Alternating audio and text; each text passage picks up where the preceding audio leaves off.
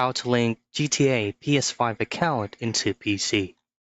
The first things first, you have to keep in mind before doing the whole process is you have to make sure that you're only using one account. Now, the full process will be done directly from your laptop or PC. So just simply access Rockstar Games official site and make sure that you're logged in into your Rockstar or Social Club account. Now, at the top right portion of your screen, just simply tap or click on your profile picture and then just simply go to Account and then Settings.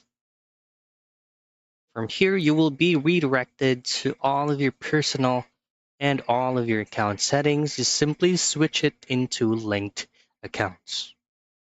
Now, for you to be able to link your PS5 GTA into PC, you gotta make sure that you're linking it into your PSN account. And that's pretty much it. That is how you easily link PS5 GTA account into PC.